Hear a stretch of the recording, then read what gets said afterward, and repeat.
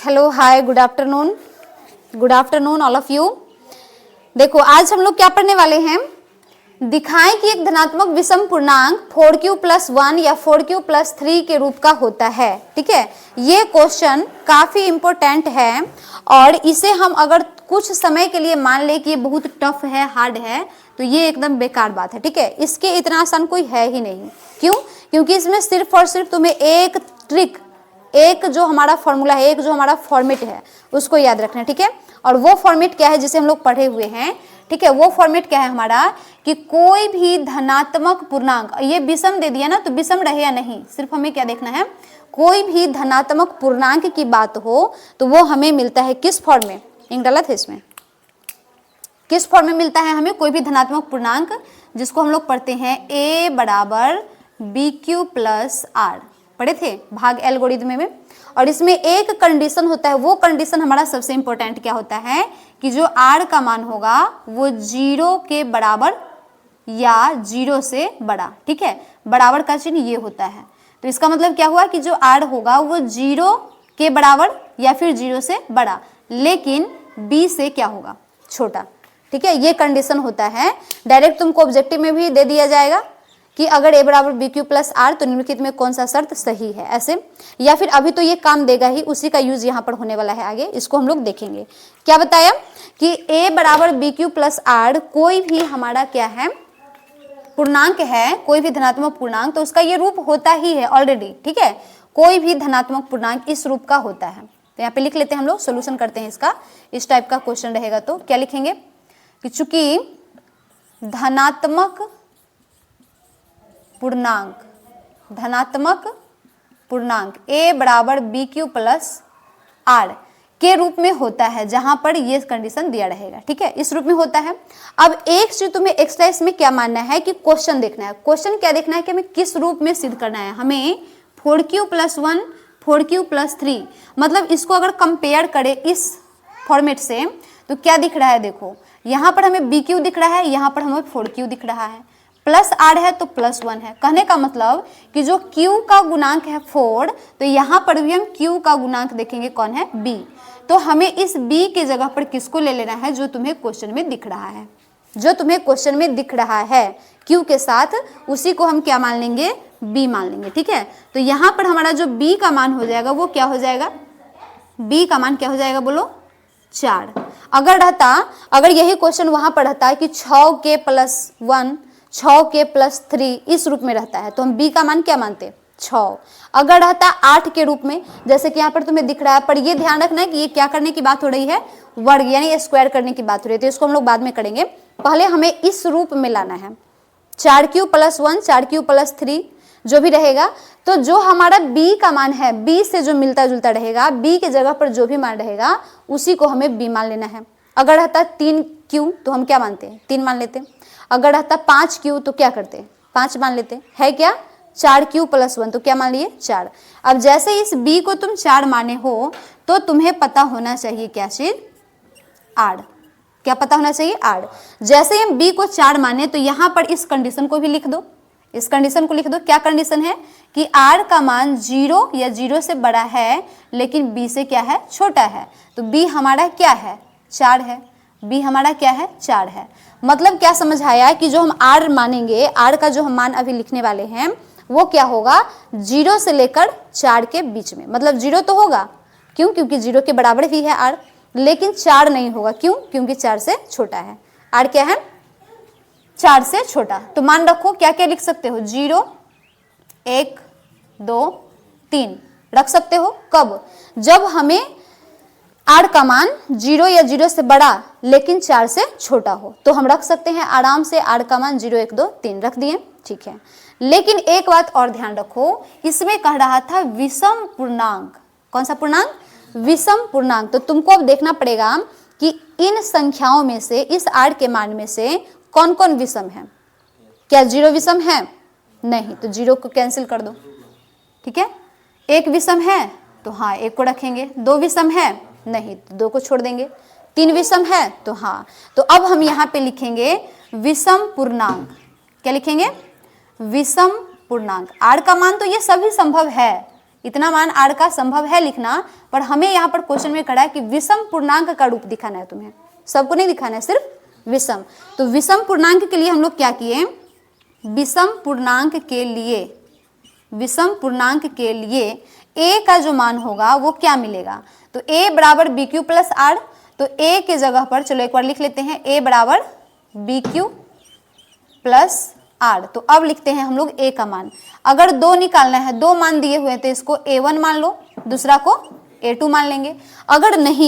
अगर तुमको a1 a2 नहीं मानना है तो तुम डायरेक्ट a भी लिख सकते हो, बस तुम्हें उस फॉर्म में लाना है। कैसे आता है देखना। किसके लिए बात करें हैं, विषम पूर्णांक के लिए बात करें, ठीक है। तो जैसे ही विषम पूर्णांक के लिए अगर हम लोग बात करते हैं तो सिर्फ और सिर्फ इसमें से लेंगे किसको, विषम को। कौन सी संख्या, विषम संख्या। तो b क्या है, b तो हम लोग ऑलरेडी मान चुके हैं, b है हमारा कितना, 4 ले लिए। q क्या है, तो q कुछ नहीं है, q को q ही रहने देना है क्वेश्चन के अकॉर्डिंग भी। प्लस 1, तो 1 कौन सा है हमारा, तो 1 देख लो यहाँ पर हम क्या ला सकते हैं, 0 तो लेना ही नहीं है, तो विषम में कौन है 1, तो 1 लिख दो, ठीक। दूसरा अगर चेक करें तो a2 बराबर क्या हो जाएगा, b के जगह पर तो 4 ही लिखना है, b का मान हम लोग ऑलरेडी मान चुके हैं 4, q को q ही रख देना है। प्लस के बाद क्या लिखोगे, 0 तो लिखना है नहीं, 2 तो लिखना है नहीं, तो आया कौन, 3 आ गया, ठीक है।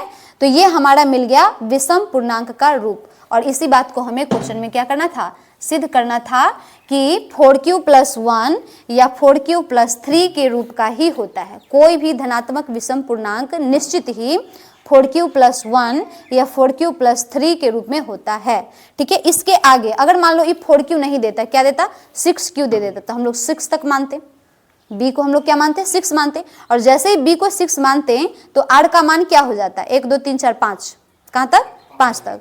तो 5 तक हो जाता, तो इसमें एक और टर्म बढ़ जाता, क्या बढ़ जाता, 4q + 5, 4q + 5, तो वो भी दे सकता था, पर यहाँ पर b का मान 4 रखा है, इसलिए यही दोनों संभव है और कोई दूसरा संभव नहीं है। तो प्रूफ कर पाए, चलो ठीक है। इसके आगे इसी क्वेश्चन में है कि अगर इसका हम वर्ग करें, जो रूप आया उसका क्या करना है, वर्ग मीन्स स्क्वायर करना है, तो हमें दिखना चाहिए किस रूप में, 8m + 1 के रूप में, ठीक है। तो इसके लिए हम लोग बनाएंगे अगला पार्ट, उसको देखेंगे। पिछले पार्ट में हम लोग देख लिए थे इसमें क्या, कि धनात्मक विषम पूर्णांक 4q + 1 या 4q + 3 के रूप में होता है, ठीक है। तो जो भी इसको नहीं देखे हैं पीछे जाकर के देख लेंगे इसके पहले। और अब हम लोग इस वीडियो में क्या करने वाले हैं, 8m + 1 के रूप में, क्या चीज, वर्ग। जो भी हमारा मान रहेगा 4q + 1 या 4q + 3 के रूप में, अगर हम उसका करते हैं स्क्वायर तो ये हमें आना चाहिए 8m + 1 के रूप में। कोई भी मान किस रूप में आना चाहिए, 8m + 1 के रूप में। लाओ इधर, 8m + 1 के रूप में कैसे आएगा, तो यहां तक हम लोग कर लिए थे, 4q + 1 या 4q + 3 के रूप में हम लोग ले आए थे, ठीक है, नेक्स्ट पिछले पार्ट में। तो इस पार्ट में हम लोग डायरेक्ट लेते हैं किसको, 4q + 1 या 4q + 3, और इसका हम करेंगे क्या, वर्ग मीन्स स्क्वायर। तो करो इसका स्क्वायर, इसका भी स्क्वायर, ठीक है। ध्यान से करेंगे, छोटा सा स्टेप है, आराम से ये क्लियर हो जाएगा। जैसे इसका स्क्वायर करते हैं तो हमें यहाँ पर दिख रहा है कि ये 2 टर्म है, एक टर्म और ये एक टर्म, कितने, 2 पद हुए। तो पहला को मान लो a, दूसरा को मान लो b, क्या हो गया, a + b का होल स्क्वायर। क्या हो गया, a + b का होल स्क्वायर। क्या होता है फॉर्मूला, a² + 2ab + b², ठीक है, ये हमारा फॉर्मूला हो गया।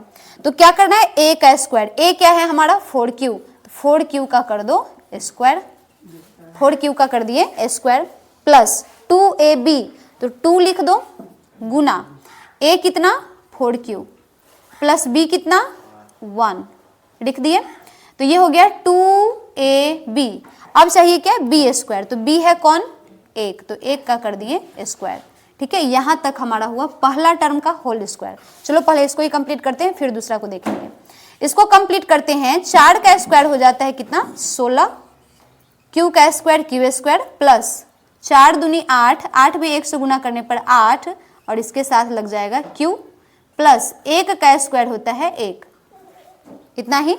अब इसे हमें लाना किस फॉर्म में है, 8m+1 के फॉर्म में, ठीक है। तो यहां से तुम्हें कुछ आइडिया लग रहा होगा कि ये दो टर्म ऐसे हैं जिसमें से हम 8 को कर सकते हैं कॉमन। तो इसमें से कर लिए किसको कॉमन, सिर्फ 8 को। q भी कॉमन हो सकता है, पर क्या हमें बाहर q दिख रहा है, नहीं, तो हमें 8 को कॉमन करना है।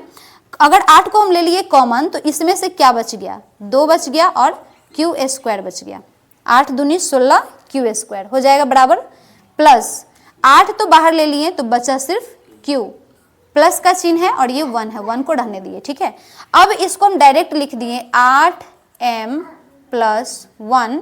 एक चीज बस यहाँ पे लिखना पड़ेगा कि यहाँ 2q² प्लस q को हम लोग क्या मान लिए, m मान लिए, ठीक है, m माना, ठीक है, m हम लोग क्या कर लिए, मान लिए। जो ब्रैकेट में था 2q² प्लस q जो यहाँ से आया था, ये टोटल को हम m मान लिए। तो जैसे ही 8 के साथ m लिखे तो हमारा आंसर आया 8m+1 के रूप में। एक चीज हमारा प्रूफ हो गया। अब दूसरा जो हमारा टर्म है, दूसरा को भी अगर हम हल करते हैं, स्क्वायर करते हैं, तो हमारा क्या आना चाहिए, 8m+1 ही आना चाहिए, ठीक है। चलो इसको करते हैं। यहाँ से क्या करना पड़ेगा, इसका स्क्वायर। तो स्क्वायर क्या होता है हमारा, स्क्वायर होता है a + b का होल स्क्वायर। तो a का स्क्वायर करो 4q² प्लस 2ab, ठीक है, 2ab, और उसके बाद b का स्क्वायर मतलब 3 का स्क्वायर कर देंगे। 4 का स्क्वायर होता है 16q² प्लस 4 दूनी 8, 8 3 24q, गुना है ना, यहाँ पे गुना का चिन्ह डालेंगे हम लोग, क्योंकि 2ab अगर लिखे हुए हैं तो 2ab का मतलब है 2 गुना a गुना b, प्लस का चिन्ह नहीं, ठीक है। 2ab 3 दूना 6, 6 चक 24, 24q प्लस 3 का स्क्वायर कितना, 9 आ गया। अब अगर ध्यान से हम लोग देखें तो यहाँ पर भी तुम्हें दिख रहा होगा कि ये दोनों में से तो 8 को कॉमन कर सकते हैं, लेकिन हमें जो साइड में बच रहा है वो क्या बच रहा है, 9। पर हमें क्या 9 के रूप में दिखा है, जो हमें सिद्ध करना है वो हमें दिख रहा है 1 के रूप में। क्या चाहिए, 1 ही चाहिए। तो तुम थोड़ा सा यहाँ पर दिमाग लगाओ कि इस 9 को हम 2 भाग में बांट कर लिख सकते हैं। क्या लिख सकते हैं, 8 + 1, 8 और 1 कितने, 9। तो बाकी सबको वैसे ही रहने दो, कैसे, 16q² प्लस 24q प्लस इस 9 को बांट दिए 2 भाग में, बस। अब हमें दिख रहा है इस स्टेप में कि 1 2 3 ये तीनों टर्म में से हमें मिल जाएगा 8 कॉमन। जैसे ही 8 कॉमन मिल गया तो इसमें बच गया हमारे पास 2q², इसमें बच गया 3q और इसमें रह गया 1, ठीक है। 8 तो पूरा बाहर ले लिए, तो 8 में 1 से गुना करेंगे तब तो 8 मिलेगा, तो 1 रहेगा और ये 1 आ गया बाहर। अब जैसे ही हम यहाँ पर ई ब्रैकेट के बदला लिख देंगे m, क्या लिख देंगे, m, तो क्या हमको ये मिल गया 8m+1 के रूप में। क्या मिल गया, 8m+1 के रूप में, और यही हमें चाहिए था। पर एक चीज यहाँ लिख देना, क्या लिख देना, कि जहाँ 2q² प्लस 3q प्लस 1 को क्या माने हैं, m माने हैं, ठीक है। इस भाग को हम लोग क्या मान लिए हैं, m मान लिए हैं। और इस तरीके से हम लोग जो प्रूफ करना था, जो हमें दिखाना था, उस चीज को दिखा पाए, ठीक है। तो बहुत ही इंपॉर्टेंट सा ये क्वेश्चन है और इसको बहुत ही सिंपल तरीके से यहाँ पे बताया गया है। एक एक स्टेप क्या ध्यान रखना है, ध्यान तुम्हें ये रखना है कि जैसे जैसे क्वेश्चन में कहा जाए वैसे करना है। वर्ग करने के लिए कहा, डायरेक्ट हम लोग इसका क्या किए, वर्ग किए। वर्ग करने के बाद हमें ध्यान देते चलना है कि हमें लाना किस रूप में है। जिस रूप में लाना है उस रूप में लाने के लिए हम थोड़ा सा यहाँ पर दिमाग लगाएंगे कि क्या कॉमन कर सकते हैं, क्या यहाँ पर ले सकते हैं, क्या मान रख सकते हैं, जिससे कि हमें उस फॉर्म में मिल जाए। तो जैसे जैसे बताया गया है, ठीक है, 1 से 2 बार इसको प्रैक्टिस करेंगे और ये टॉपिक हमारा क्लियर हो जाएगा।